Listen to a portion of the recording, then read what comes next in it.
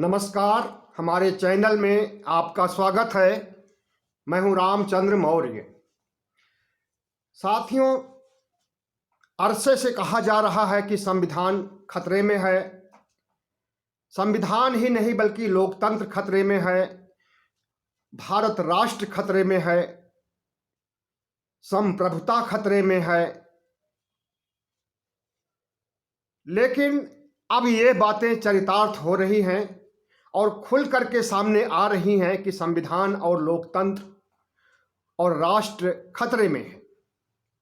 अब इसकी शुरुआत कहाँ से किया जाए, कहाँ से बताया जाए कि खतरे में है। चारों तरफ तो खतरा ही खतरा दिखाई दे रहा है। हर साख पे उल्लू बैठे हैं, किसी एक उल्लू की क्या बात किया जाए।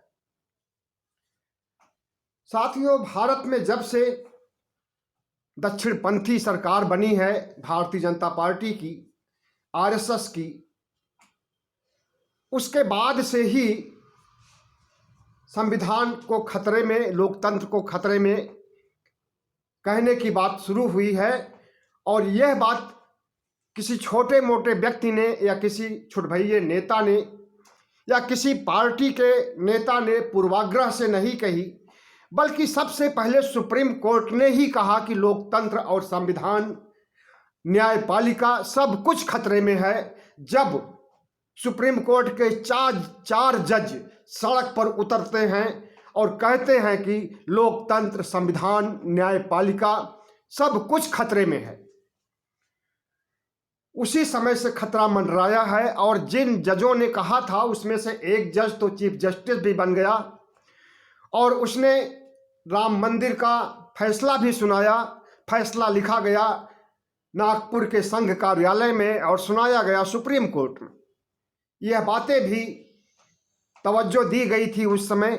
बहुत से मुखर लोगों ने ऐसी बातें कही थी क्योंकि फैसला सही नहीं था। उसके बाद से लोकतंत्र, न्यायपालिका, हालांकि लोकतंत्र के ही 4 हिस्से होते हैं: व्यवस्थापिका, कार्यपालिका, न्यायपालिका और मीडिया। लेकिन आज जब राहुल गांधी पदयात्रा में कहते हैं कि हमें संसद भवन में बोलने नहीं दिया जाता है, हमारा माइक छीन लिया जाता है, संसद में जरूरी विषयों पर चर्चा कराने से सरकार घबराती है, संसद में चीन मामलों पर बहस करने से सरकार कतराती है, तो इसका मतलब है कि संसद खतरे में है। संसद में जो बहस मुबाहसा होना चाहिए, कानून बनाने की प्रक्रिया होना चाहिए विपक्ष की सहमति से, उस पर चर्चा होनी चाहिए, उसके पॉजिटिव निगेटिव सभी बिंदुओं पर बहस होनी चाहिए, ऐसा कुछ आजकल नहीं हो रहा है। तो शुरुआत व्यवस्थापिका से ही हुई है। जब राहुल गांधी कहते हैं कि उन्हें बोलने नहीं दिया जाता है, विपक्ष को बोलने नहीं दिया जाता है, माइक बंद कर दिया जाता है, तो क्या समझा जाए कि हमारा संसद भवन खतरे में नहीं है, हमारी लोकसभा खतरे में नहीं है, हमारी राज्यसभा खतरे में नहीं है। जब वहां पर जो बहस का मंच है, राज्यसभा, लोकसभा, और देश भर के प्रतिनिधि चुन करके वहां गए हुए हैं, वेतन ले रहे हैं, तमाम सुविधाएं और भत्ते ले रहे हैं, लग्जरियस लाइफ जी रहे हैं, और वे कानून भी न बना सके, बहस भी न कर सकें, कानून की तह तक ना जा सकें, कानून की प्रक्रिया में शामिल ना हो सकें, तो ऐसी संसद का क्या मतलब है। जब सरकार संसद भवन में बहस की गुंजाइश ही न रखे और संसद भवन की, संसद अधिवेशन चलने की अवधि सीमित कर दी जाए और उसके बाद 1 हफ्ते पहले ही संसद खत्म कर दी जाए, अधिवेशन खत्म हो जाए, तो इसे आप क्या कहेंगे। और दूसरी बात, कोरोना काल में जिस तरह से संसद के पिछले दरवाजे से 3 किसान काले कानून लाए गए थे और उसे जबरन हुड़दंगई के बल पर पास करा लिया गया था, तो क्या ये संसद की स्वस्थ परंपरा मानी जाएगी। संसद के माध्यम से काले कानून बनाए जाएं, ये देश में, जो देश में हित में नहीं हो, कहाँ तक कहा जा सकता है कि हमारी न्यायपालिका हमारी व्यवस्थापिका यानी लोकसभा और राज्यसभा पहले जैसे रह गया है। उसकी संप्रभुता, उसकी गरिमा और उसकी गुणवत्ता में कमी आई है। लोकसभा, राज्यसभा व्यवस्थापिका भी खतरे में है। कार्यपालिका की बात जहां तक है, उसमें तो प्रधानमंत्री का मंत्रिमंडल आता है, वो खतरे में नहीं है, बल्कि सारे खतरे की जड़ ही कार्यपालिका है। जब कार्यपालिका में बैठे हुए मंत्रियों को के बारे में लोगों को जानकारी न हो, आपको पता है कि कपड़ा मंत्री कौन है, आपको पता है कि वाणिज्य मंत्री कौन है, आपको पता है कि सूचना प्रसारण मंत्री कौन है, आपको पता है कि आईटी मिनिस्टर कौन है, नहीं पता है। सारा काम पीएमओ देखता है। सिर्फ लेबल लगा दिया गया है मंत्रियों का, बंटवारा कर दिया है विभाग का, बंदरबांट किया गया है, बाकी सारा काम पीएमओ देखता है। तो क्या कार्यपालिका का जो स्वरूप होना चाहिए, जो उसे काम सौंपा जाता है, उसे विभाग सौंपे जाते हैं, उसके प्रति क्या वो ईमानदारी से निर्णय कर पाता है? अपने विभाग के प्रति नीतियां बना सकता है? अपने विभाग पर नियंत्रण रख पाता है? विभाग से भ्रष्टाचार दूर करने की कोशिशें कर सकता है? नहीं कर रहा है।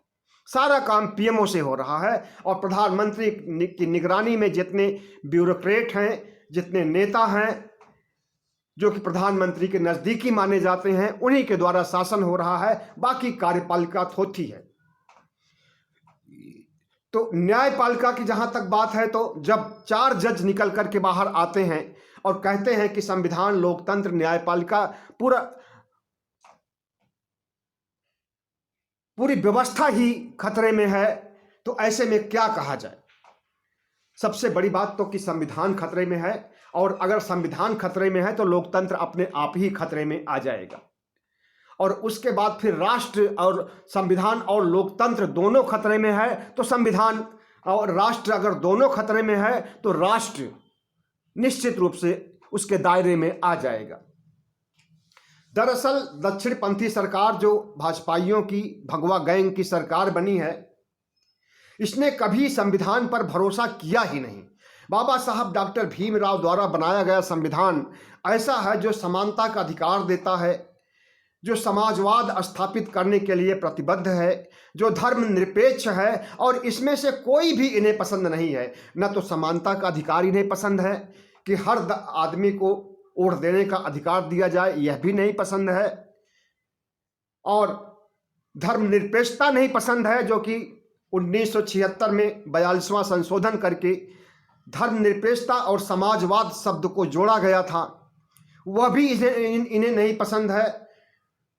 जाहिर है कि जो समानता की बात करेगा, जो धर्मनिरपेक्षता की बात करेगा, जो इस देश की बहुल संस्कृति को एकीकरण करके विविधता में एकता की बात करेगा, ऐसे संविधान को आरएसएस नहीं पसंद करता है, ऐसे संविधान को दक्षिणपंथी शक्तियां नहीं पसंद करती हैं, भाजपा नहीं पसंद करते हैं, और मोदी और शाह नहीं पसंद करते।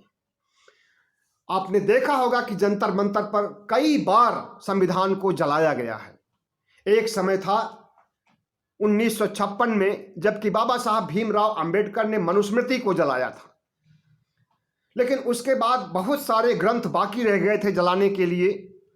वेद हुए, उपनिषद हुए, गीता हुए, पुराण हुए, इन सब में भी वही जहर भरा हुआ है जो मनुस्मृति में था। इन्हें भी जलाया जाना चाहिए था, लेकिन बाबा साहब अकेले कितना किए और कितना करते, और उम्र के आखिरी पड़ाव पर तो उन्होंने हिंदू धर्म का परित्याग भी कर दिया था, मनुस्मृति भी जलाया था, और इस देश के बहुजनों को जगाने के लिए अलख जगाया था।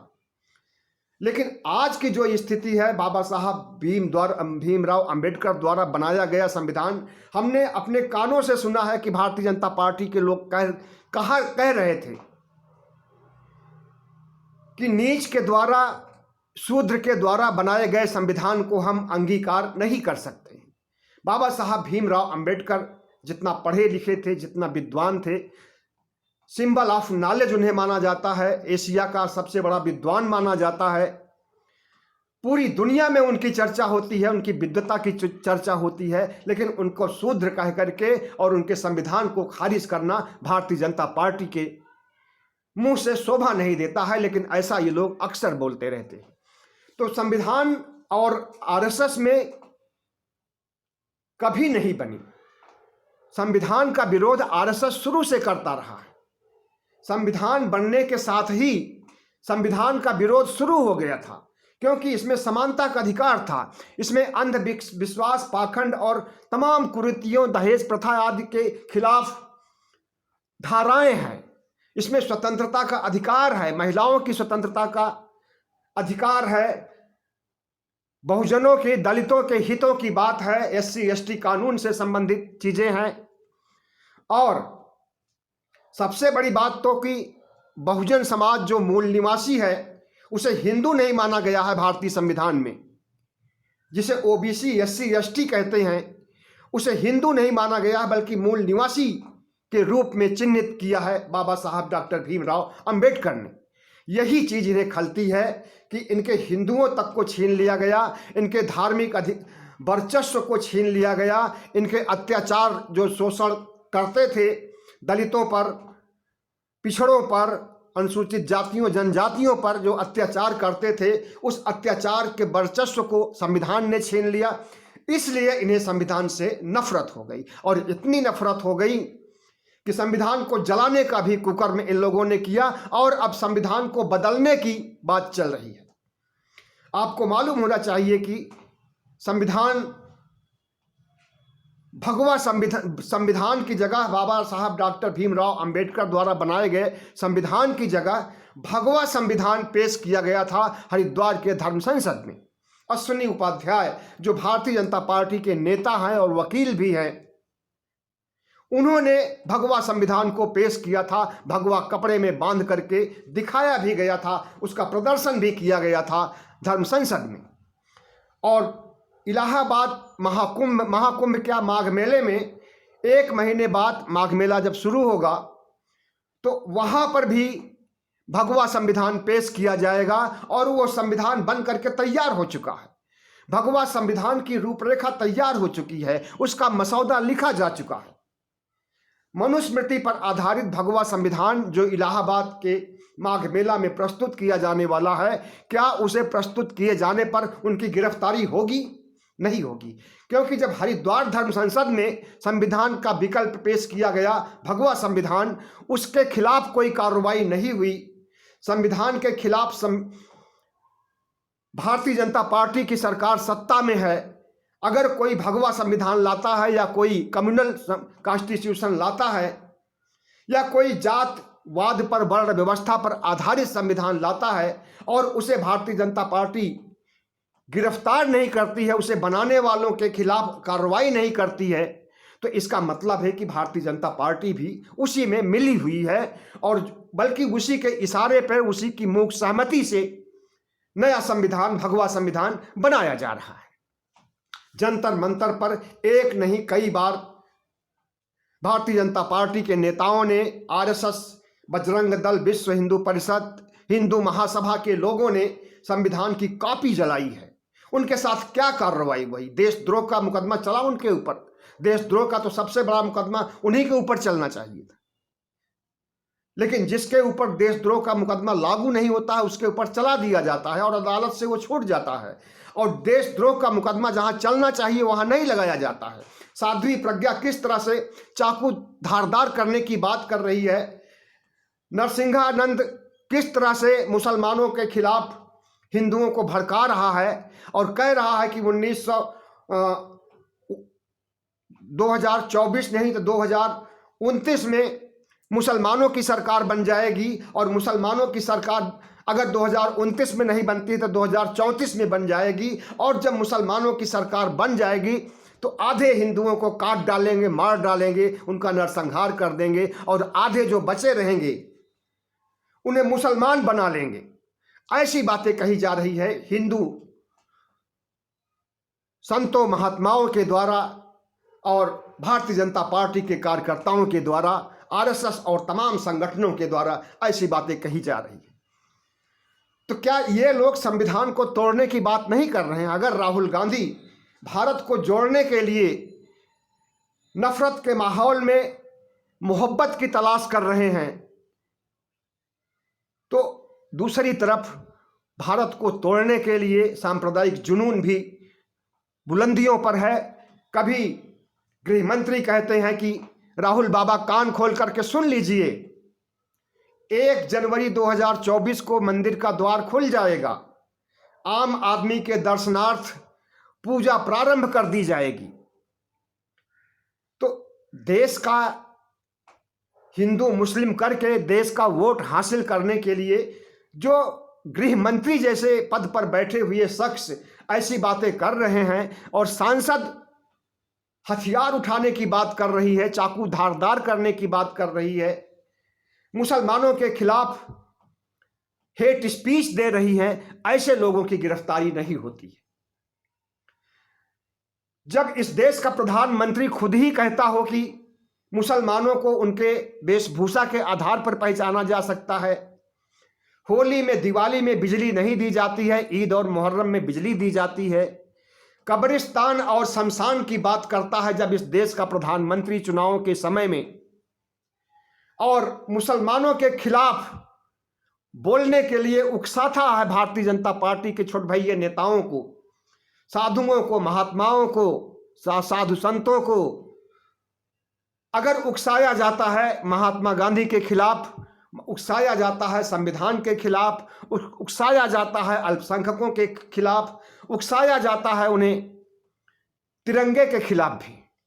महात्मा गांधी की हत्या तो 30 जनवरी 1948 में ही हो गई थी, लेकिन उनकी हत्या अब भी की जाती है, उनका पुतला बना करके उन पर गोली मारी जाती है, इन्हीं हिंदू संगठनों के द्वारा, इन्हीं भाजपाइयों के द्वारा, इन्हीं आरएसएस वालों के द्वारा, और गोडसे की मंदिर बना करके पूजा की जाती है। ऐसे माहौल में जब सांप्रदायिकता का और धर्मांधता का दौर चल रहा है, देश को हिंदुत्व की प्रयोगशाला बनाने का काम किया जा रहा है, तो ऐसे माहौल में संविधान खतरे में नहीं माना जाएगा तो कब माना जाएगा?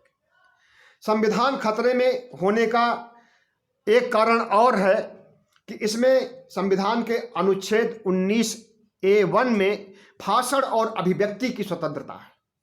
इसी स्वतंत्रता को लेकर के एक बुद्धिजीवी वर्ग, एक पत्रकार वर्ग या समाज का एक बड़ा हिस्सा या विपक्ष के नेता सरकार की आलोचना भी कर सकते हैं, गलत नीतियों की आलोचना कर सकते हैं, गलत नीतियों का विश्लेषण और समीक्षा की जा सकती है, गलत को गलत कहा जा सकता है। तो इस अधिकार के दायरे में अगर कोई अभिव्यक्ति का उपयोग करता है तो उसे गिरफ्तार कर लिया जाता है। अगर कोई स्वतंत्र पत्रकारिता करना चाहता है तो उसे, और सटीक विश्लेषण करना चाहता है, बेबाक विश्लेषण करना चाहता है, तो ऐसे पत्रकारों को सजा दी जाती है। और उसके स्थान पर एक गोदी मीडिया का एक गैंग तैयार कर दिया गया है जो कि पत्रकारिता नहीं चाटुकारिता करता है, और वह भी संविधान को रौंदने की बात करता है, वह भी संविधान को तार तार करने का बात करता है। ऐसे में क्या संविधान खतरे में नहीं है? संविधान का विरोध क्यों हो रहा है? संविधान लोकतंत्र का विरोध क्यों हो रहा है? और इस देश में प्रजातंत्र की जगह हिंदू राष्ट्र को स्थापित करने के लिए ऐसा किया जा रहा है। मनुस्मृति के युग में ले जाया जा रहा है हमें, और जिस तरह से संविधान को बदलने की मांग हो रही है भारतीय जनता पार्टी और उसके तमाम संगठनों के द्वारा, और वो खुद बदलने का काम भी शुरू कर दिया है। अब उसमें केंद्र सरकार की सहमति है या नहीं है यह तो समय बताएगा, लेकिन इन भगवाधारियों या भगवा गैंग के लोगों, कट्टरपंथियों को समझ लेना चाहिए कि बाबा साहब डॉक्टर भीमराव अंबेडकर ने जिस संविधान को निर्मित किया है उसमें मामूली परिवर्तन तो किया जा सकता है, कुछ अनुच्छेद, कुछ धाराएं, कुछ वाक्य जोड़े और घटाए जा सकते हैं, संपादित किया जा सकता है, लेकिन संविधान के मूल ढांचे को खत्म नहीं किया जा सकता है। और यही लोकतंत्र की नींव है और यही लोकतंत्र की ताकत है कि संविधान हमारा ताकतवर है और उसी संविधान के अनुसार जो भी सत्ता में आएगा उसे चलना पड़ेगा। लेकिन अगर भारतीय जनता पार्टी खुद संविधान बनवाना चाहती है और बनवा रही है और धर्म संसद में माघ मेला में पेश कर रही है और कोई और नहीं, कम्युनिस्ट पार्टी के लोग ऐसा नहीं कर रहे हैं, नक्सली ऐसा नहीं कर रहे हैं कि संविधान अपना बना रहे हैं, या इस देश को जिसे ये टुकड़े टुकड़े गैंग कहते हैं, ये लोग नहीं संविधान के खिलाफ खतरा है, बल्कि ये लोग तो संविधान बचाने के लिए कोशिशें कर रहे हैं। संविधान को बचाने के लिए पदयात्राएं की जा रही है, संविधान को बचाने के लिए आवाज उठाई जा रही है, संविधान को बचाने के लिए बुद्धिजीवी वर्ग भी, लोकतंत्र को बचाने के लिए बुद्धिजीवी वर्ग और हर लोग सक्रिय हैं, सामाजिक कार्यकर्ता भी सक्रिय हैं, सब लोग आवाज उठा रहे हैं राहुल गांधी के साथ पदयात्रा में। तो जिस तरह से मोदी राज में या यूं कहें कि भगवाई राज में भारत को हिंदू राष्ट्र बनाने की ओर ले जाया जा रहा है और 2024 का चुनाव जीतने के लिए एक तरफ राहुल गांधी पदयात्रा जैसे रचनात्मक सकारात्मक रुख अपनाए हुए हैं, तो दूसरी तरफ भारतीय जनता पार्टी राम मंदिर का लालच दिखा रही है, हथियार उठाने, हथियार को धारदार करने की बात कर रही है और इतना ही नहीं बल्कि मुस्लिम समाज का नरसंहार करने की बात कर रही है। जितने भी धर्म संसद आयोजित हुए हैं आज तक, हर जगह संविधान विरोधी गतिविधियां हुई हैं, संविधान का विकल्प पेश किया गया है, मुसलमानों को काट डालने, मार डालने, नरसंहार करने की बात कही गई है, हिंदुओं को खतरे में बताया गया है, मुसलमानों का राज या मुगल राज आ जाने की बात कही गई है। ऐसे में हिंदू सेंटीमेंट को भड़काना और उसे बलवाई और दंगाई बनाना भारतीय जनता पार्टी का उद्देश्य है। और जब बलवा और दंगा होता है तो इनका वोट बैंक बढ़ता है। जब ये 80 और 20 की बात करते हैं तो समझ लीजिए कि ये हिंदू मुस्लिम ध्रुवीकरण की बात कर रहे हैं और मुसलमानों के खिलाफ षड्यंत्र रच रहे हैं। जब ये 80-20 की बात करते हैं तो इनका ये मतलब होता है कि 20% हिंदू, 80% हिंदू और 20% मुसलमान। अगर मुसलमान, कई बार भारतीय जनता पार्टी के लोग बोल भी चुके हैं कि हमें मुसलमानों का वोट नहीं चाहिए, और इस पार्टी में देखिए सिर उठा करके तो एक भी विधायक बनने के लिए टिकट नहीं दी जाती है मुस्लिम को, सांसद बनने के लिए टिकट नहीं दी जाती है मुस्लिम को। आप बताइए कि इस समय लोकसभा और राज्यसभा में कितने मुस्लिम सांसद हैं भारतीय जनता पार्टी के? टोटल तो 300 के ऊपर सिर्फ भारतीय जनता पार्टी के हैं। एनडीए को मिलाकर के लगभग 400 सांसद हैं, लेकिन उसमें से कितने मुस्लिम हैं? एक भी मुस्लिम नहीं है। एक जो मुस्लिम था भी मंत्री पद पर था, उसे भी हटा दिया गया, मुख्तार अब्बास नकवी को। और जितने भी मुस्लिम भारतीय जनता पार्टी में नेता थे सबको साइड कर दिया गया। अब भारतीय जनता पार्टी में सिर्फ हिंदुओं की, ब्राह्मणों की और बनियों की पार्टी रह गई है। और ओबीसी जो रखे गए हैं ये सब मुखौटे हैं, मोहरे हैं, वोट पाने के लिए, वोट जीतने के लिए, ये दिखाने के लिए कि हमने ओबीसी को जगह दी है, एससी एसटी को जगह दी है अपने मंत्रिमंडल में और लोकसभा सीटों में।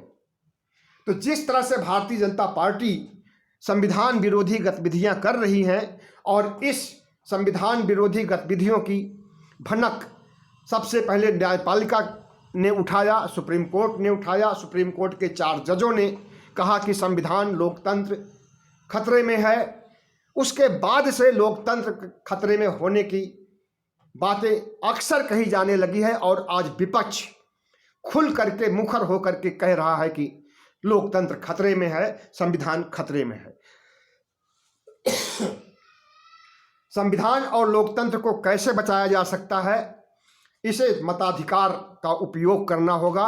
और भारतीय जनता पार्टी को जिस तरह से भारी बहुमत से 2014 में लाया गया था और वो सरकार फेल हुई है अपने एजेंडे में, अपने जो सब्जबाग दिखाया था उसमें न तो अच्छे दिन आए, न सबका साथ हुआ, न सबका विकास हुआ, न 15 लाख मिले, न तो बुलेट ट्रेन चली, और न जो ग्रामीण गांव को गोद लिया गया था उनका विकास हुआ, न स्मार्ट सिटी बनी, कुछ भी नहीं हुआ। बल्कि हमारी अर्थव्यवस्था डावाडोल हो गई, रसातल में चली गई, गरीबी बढ़ गई, महंगाई बढ़ गई, बेरोजगारी बढ़ गई, सब कुछ बढ़ गया। उसके बाद अगर फिर भी आप भारतीय जनता पार्टी को जिताने के लिए वोट देंगे तो शायद दोष उनका नहीं है, दोष मतदाताओं का है। बहुत बहुत धन्यवाद। हमारे चैनल को सब्सक्राइब कीजिएगा, लाइक कीजिएगा और शेयर कीजिएगा।